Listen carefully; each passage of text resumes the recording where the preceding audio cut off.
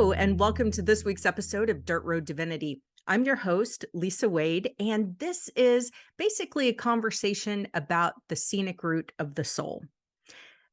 When this conversation started, it was really a way for me to find connection with other people. It was right during COVID. I felt pretty isolated living on a 10-acre donkey farm in the middle of very rural Oklahoma. And I yearned for meaningful conversation, especially about spiritually oriented topics with, interesting people. And so I started this podcast series. What I found through those conversations is how often the people I've interviewed mentioned the lack of community or that feeling of being alone, how pervasive that was on their own spiritual path. Whether it was, Jamie Portwood that I interviewed just last week, who talked about how her decision to leave a toxic marriage basically caused the church that had been a part of her life for her whole life to turn its back on her. Or Teresa Lois, who I interviewed a while back, who mentioned that the first time that she shared her spiritual gifts, she got the look from all the adults in the room because she was a 4-year-old who had just channeled a message from a deceased loved one for a neighbor. Or maybe it was Alicia, who came on the podcast and for the first time told her story of spontaneous spiritual awakening and how scary that was, how she questioned her own sanity and had an enormous need for community and people who could kind of guide and direct her in this new world, where all of her previous perceptions were now being challenged and where she was questioning everything she had ever learned. More and more people right now are questioning the world around them. More and more people right now are waking up to the fact that maybe reality is a little different than what we've been conditioned to believe. More and more people are waking up to their own inner wisdom, to their own inner gifts. And for some, it can be scary as hell. And for others, it can feel alienating because it is different from what they were taught, what most of us were taught growing up. These conversations have really pinpointed for me in a new way the importance of community, the importance of being able and willing to share our journey with other people. Now, I am a huge fan of exploring dirt roads, and I'll do that on my own, and I love it. But one thing I've found is that exploring dirt roads or that scenic route with the right other people makes it even that much better, makes it that much more enjoyable, that much more memorable, and that much more meaningful. And that's really what these conversations are all about. Growing up in rural Oklahoma, I was surrounded by Bubbas and Baptists. And I love the Bubbas because God knows I'm related to a lot of them. And the Baptists were some of the nicest people. Some of them were the nicest people I've ever met. But wow, growing up not fitting quite in the mold really felt lonely sometimes. And so, it's interesting how one of the benefits maybe of COVID was that on one hand, it was incredibly alienating and isolating, especially for those of us who lived alone. But on the other hand, it's like for many of us, it forced us to find community in other ways. So developing friendships with people that we meet online, or for example, in the case of my friend Marcy, she developed these deep, rich, meaningful friendships with a group of people that she met through a fan page for Toad the Wet Sprocket, which is a band that many of us love. Or my friend Rob, who has found his family in a Jeep community online.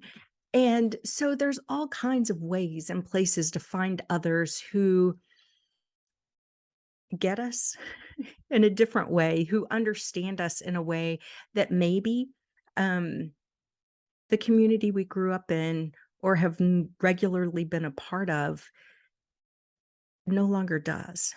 When Scott McClure, when I interviewed him a couple months ago, he talked about how he had changed so much, and all of the changes that he had gone through really caused a bit of difference between him, or a bit of distance between him and his family of origin. And he encouraged listeners to really not be scared, to just reintroduce yourself every time there's a new you, not to be afraid to reintroduce this new part of you. Because the beautiful thing is, we are growing and changing and evolving all the time, as we should. And that's good. That's okay. Now, there may be others who feel uncomfortable when you change and grow and evolve. And that's really kind of none of your business. That's on them. But that should never stop us, stop you from growing and learning and questioning and believing and wondering and finding things to be in awe of, finding things to be inspired by. And it can still feel lonely. And so today, I simply wanted to talk a bit about the importance of community, and how, if you don't feel like you have one, I'm offering it up right now. It's important to feel like you're not walking the road totally, completely by yourself. Ram Dass once said that we're all here just to walk each other home. But that means you don't have to walk yourself home, wherever home is, that we're here to walk each other home. But sometimes we have to be willing to have a little company along the way. We might even have to make the invitation or look for that scenic route buddy to be on the journey with us.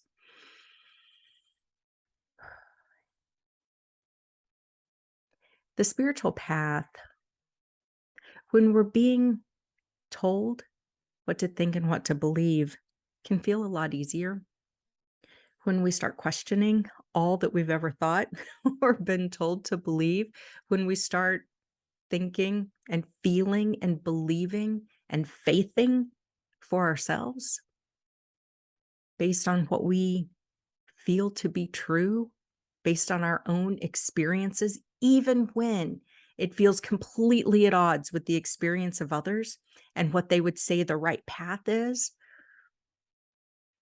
That's when we really start growing in alignment with our soul and with our soul's knowledge and our soul's gifts. And that's not for the faint-hearted. It takes courage to be willing to do that. It takes courage to be willing to think for ourselves, feel for ourselves, and question all that we've been told. It takes courage to listen to others who are absolutely convinced that they are the only right ones, and that your soul may even be damned to eternal, hell if you don't agree with them. And say, yeah, if that works for you, that's cool, but that's not the way I see the world. That takes courage. And it can feel lonely, and sometimes it can feel scary. But I promise you, there are a lot of other people questioning and wondering and probably having some of the same thoughts that you are, that would be more than happy to walk the path with you. So that's my encouragement today. Simply know you're not alone. Simply know that community is available for you, and that community can be really helpful. It's just a matter of finding the right one. I was intrigued living in Oklahoma, how once I started looking, sometimes it meant, turning over rocks, but once I really started looking, how many people there were that had similar views that I did, that had similar interests that I did, that just because the organized groups are louder and more visible and more vocal didn't mean that they were all that existed. There were so many spiritually oriented people who may not have fit a mainstream mold, but who were also looking for community, who were also hungry for meaningful conversations, who were also open-hearted and open-minded enough to hold space for someone else's views and to wonder, how do I think about that? How do I feel about that? Is that for me? Maybe, maybe not. But either way, I can like you and appreciate you as a person. When we're willing to be open to those kinds of conversations, it opens new doors in our lives. It opens new doors for our faith. It opens new doors for how we interact in the world. And there can be magic there, absolute magic. If you haven't found your community yet, I hope you'll keep looking. If you need someone to talk to on the spiritual path, maybe you're experiencing your own awakening and you're not sure where to turn, you're not sure what to do, reach out. I've been on this path, didn't know there was a path to be on, but for about the last 20 years have been exploring this spiritual path that really looks at the divinity within and our own co-creative power with the divine, and how we can work with our own energy in a way that unlocks so many doors of human potential and possibility, and how we interact with the entire universe. That's exciting stuff to me. And it can sound scary as hell to others, who don't understand. Some people don't understand just because they've never had the opportunity to learn. Others don't understand because they don't want to. And both are fine. But if you are someone who knows that there's more out there, who knows that there's more for you, who feels a stirring within your soul that you can't quite understand, who knows that you are waking up to a different way of perceiving the world and life, and you're not sure what to do with that or how to explore and expand that, I encourage you to reach out. I'll put all my contact information in the notes below, but I have a big network of people who specialize in all kinds of different areas regarding spiritual development and spiritual unfolding, both in traditional, religious oriented perspectives and also in more, metaphysical or esoteric or Gnostic perspective. I can connect you with someone. It might be me, it might be other people, I don't know, but we can find the right fit for you. My encouragement to you is simply to know you never have to go it alone. I hope that these Dirt Road Divinity conversations have been inspiring, but also a reminder that there are people out there who may be having experiences that feel really familiar, where you may see yourself in some of their experiences, some of their perspectives. And that was really the whole point of starting the podcast. Yeah, I selfishly wanted to have cool conversations with cool people, but I also wanted to normalize the idea that spiritual pursuits don't have to be one size fits all. In fact, no soul is the same, which means every person's spiritual pursuit is going to have different needs and different interests, and it's just going to feel and look different. And that's completely okay. God's pretty amazingly creative. And if we're all created different, but also in the image of the Creator, there's space for us all to have our own scenic route of the soul. Sometimes that route may be a really well-paved path to a pew or a synagogue or a temple or a mosque or a riverbank. Other times it is going to be the dirt road because that's just what resonates. So in this Dirt Road Divinity solo conversation, I simply encourage you, find your crew. If you have a crew, celebrate them. Make sure they know how much you appreciate not having to be on this journey by yourself. Be there for others who might be struggling to understand or who might be struggling with their own spiritual awakening. We are all here to walk each other home. Maybe you're the person with the flashlight. Maybe you're the person who knows the route or can read the map. Maybe you're the person that just needs to make the invitation. But that walk home, regardless of the route, can be a lot more enjoyable, a lot less lonely, and a lot more soulful with the right people in your life. Today, I want to celebrate the people in my life. I look back over my spiritual kind of awakening, and one of the constant supporters for me has been my mom. She's not on this path. She This is all new to her. But one of the things that I appreciate so much about her is the fact that she has never been judgmental. She has never, raised an eyebrow or, you're gonna, you need to find your way to heaven, me. She's never done that. She's listened. She's asked questions. She's wondered. And she's encouraged and supported every step of the way. I was talking with her one day and I said, Mom, wouldn't it have been just a lot easier if I would have been just more normal? She was like, oh, honey, easier? Probably not. Because can you imagine for you how boring your life would be if you didn't have all this intuitive insight and wisdom?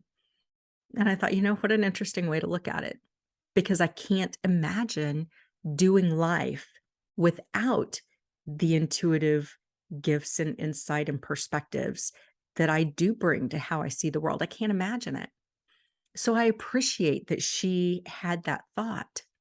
I look at my current partner, Jim, and I'm so grateful that never once have I felt like I needed to muzzle myself with him for fear of being seen as batshit crazy. Never once have I felt that in sharing my perspectives or my views or my insights that it would ever be used against me. I am so grateful for that, so incredibly grateful. And so I know that sometimes, coming out of the spiritual closet can feel scary, just like coming out of any closet can feel scary. And I realized, I've muzzled myself for the longest time, not sharing, not going, with these personal conversations for fear of what others might think. But then I think of the people that I have in my corner who give me strength and who lend me their courage. And the only thing I can think is how many people might not have that out in the world. How many people there might be who don't have a mom or a supportive partner or, a best friend or whatever to walk this path with, or to even have support if they feel like they're walking it by themselves. And I thought, if nothing else, I can have the courage to be vocal for them, for all the people who are trying to understand this wild ride called life and their role in it, who might feel lonely along the way. So please know, you don't have to go alone. In fact, I've got resources available. I'm going to put my contact information in the show notes, but find your group, find your tribe, find your community, even if it's one person. Community matters. Community matters. And I think that's one of the reasons that so often spiritual pursuits are done as part of community, because the community is important. And so for those of us who feel kind of like lone rangers out here trying to better understand this relationship with the divine, outside of that community, it can be confusing and it can feel lonely, and it doesn't have to be. So, for today's episode of Dirt Road Divinity, I simply encourage find your people. Know that there are people out there for you. You don't have to go it alone. And if nothing else, I'm always here for you. Thank you. Talk to you next week.